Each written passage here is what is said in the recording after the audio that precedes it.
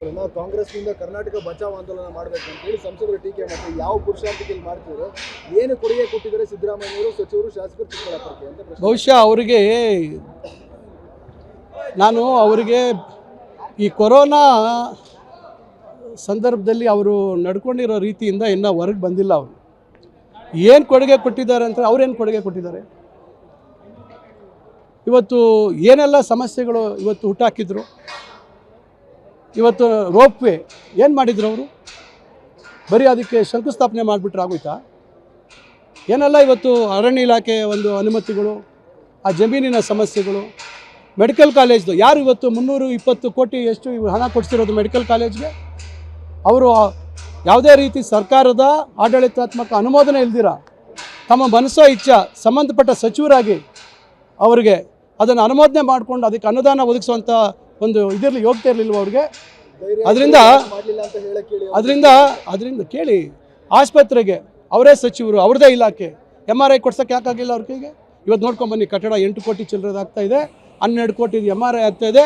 ಸದ್ಯದಲ್ಲೇ ಹೊಸ CT scan, ಸಂಪೂರ್ಣವಾದಂಥ ಆರೋಗ್ಯ ತಪಾಸಣೆಗೆ ಬೇಕಾಗಿರ್ತಕ್ಕಂಥ ಎಲ್ಲ ವ್ಯವಸ್ಥೆಗಳನ್ನು ಅಲ್ಲಿ ಮಾಡ್ತೀವಿ. 40 ಕೋಟಿ ಇವತ್ತು ಮೆಡಿಕಲ್ ಕಾಲೇಜಿನ ಆಸ್ಪತ್ರೆ ಪ್ರಾರಂಭ ಮಾಡೋದಕ್ಕೆ ಇವತ್ತು ನಮ್ಮ ಸರ್ಕಾರ ಕೊಟ್ಟಿದೆ. ಹೂವಿನ ಮಾರುಕಟ್ಟೆಗೆ 140 ಕೋಟಿದು ಅನುಮೋದನೆ ಆಗಿದೆ. ಈಗ 20 ಕೋಟಿದು ಆಡಳಿತಾತ್ಮಕ ಅನುಮೋದನೆ ಆಗಿದೆ. ಸದ್ಯದಲ್ಲೇ ಉಳಿದಂಥ 120 ಕೋಟಿದು ಕೂಡ ನಾವು ಟೆಂಡರ್ ಪ್ರಕ್ರಿಯೆ ಕರೆಯುವಂಥದಕ್ಕೆಲ್ಲ ತಯಾರಿ ಮಾಡ್ತಾ ಇದ್ದೀವಿ. ಶಿಡ್ಲಘಟ್ಟದಲ್ಲಿ ಸಿಲ್ಕಲ್ಚರ್ ಮಾರ್ಕೆಟು 200 ಕೋಟಿ ಸಿಲ್ಕಲ್ಚರ್ ಮಾರ್ಕೆಟ್ ಮಾಡ್ತಾ ಇದ್ದೀವಿ. ಈಗಾಗಲೇ ಕೆಲಸ ಶುರುವಾಗಿದೆ. ಇನ್ನೇನೆಲ್ಲ ಬೇಕು ಹೇಳಿ ನಿಮಗೆ? ನಾನು ಎಷ್ಟು ಪಟ್ಟಿ ಕೊಡಬೇಕು ಹೇಳಿ? ನೋಡ್ರಿ, ಅವರು ಇದೇ 2013ರಿಂದ 18 ಅವಧಿಯಲ್ಲಿ ಎಲ್ಲಿದ್ದರು, ಯಾರ ಹಿಂದೆ ಓಡಾಡ್ತಾಯಿದ್ರು, ಯಾರು ನನ್ನ ಕಪಿ ಮುಷ್ಟಿಯಲ್ಲಿ ಇದ್ದಾರೆ ಅಂತ ಎಲ್ಲಿ ಹೇಳ್ಕೊಳ್ತಾ ಇದ್ರು. ಇವತ್ತು ಅಲ್ಲೆಲ್ಲೋ ಹೋಗ್ಬಿಟ್ಟು ಆಶ್ರಯ ತೊಗೊಂಡು ಇವತ್ತು ಏನೆಲ್ಲ ಮಾತಾಡಿದ್ರೆ ರಾಜಕಾರಣದಲ್ಲಿ ಅದು ಜನ ನೋಡ್ತಾ ಇರ್ತಾರೆ. ಅದರಿಂದ ಅವ್ರ ಬಗ್ಗೆ ನಾನು ಹೆಚ್ಚು ಈಗ ಆಯ್ತಪ್ಪ, ಈಗ 2 ವರ್ಷ ಆಗ್ತಾಯಿದೆ ಬರ್ತಾರೆ. ಏನು ಅವ್ರ ಕೊಡುಗೆ ಈ ಜಿಲ್ಲೆಗೆ? ಲೋಕಸಭಾ ಸದಸ್ಯರಾಗಿ ಏನು ಅವ್ರ ಜಿಲ್ಲೆ? ನಾನು ಪಟ್ಟಿ ಮಾಡ್ತೀನಿ ರೀ. ಸಾರ್ವಜನಿಕ ವೇದಿಕೆಗೆ ಬರಲಿ, ಚರ್ಚೆ ಮಾಡೋಣ. ಎಷ್ಟು ಕೋಟಿ ಅನುದಾನ ಎಲ್ಲ ತಾಲೂಕುಗಳಲ್ಲಿ ನಾವು ತಂದಿದ್ದೀವಿ, ಎಷ್ಟು ಯೋಜನೆಗಳನ್ನು ನಾವು ತಂದಿದ್ದೀವಿ, ನಾನೊಂದು ಪಟ್ಟಿ ಮಾಡ್ತೀನಿ.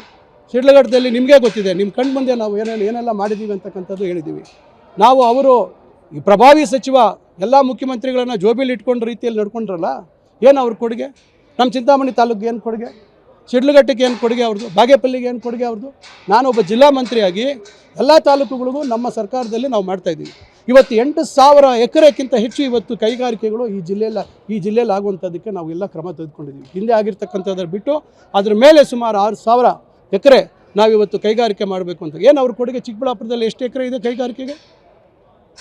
ಏನು ಇಷ್ಟು ಸಮೀಪ ಇದೆ ಏರ್ಪೋರ್ಟ್ಗೆ? ಅದರಿಂದ ನೋಡಿ, ಅವರಿಗೆ ಅಭಿವೃದ್ಧಿ ಅಂತಕ್ಕಂಥ ಪದಕ್ಕೆ ಅರ್ಥ ಗೊತ್ತಿಲ್ಲ. ರಾತ್ರಿ ಹಗಲು ವ್ಯವಹಾರ ಮಾಡಬೇಕು ಅನ್ನೋದ್ರ ಬಗ್ಗೆ ಅವ್ರಿಗೆ ಹೆಚ್ಚು ಗಮನ ಇದೆ. ಅದರಿಂದ ನಾವು ಅವ್ರ ಬಗ್ಗೆ ಈ ಸಮಜಾಯಿಸಿ ನಾನು ಅವ್ರು ಕೊಡೋಂಥ ಅವಶ್ಯಕತೆ ಇಲ್ಲ ರೀ. ಇನ್ನೊಂದು ಹೇಳಿದ್ದಾರೆ ಸರ್ ಅವರು,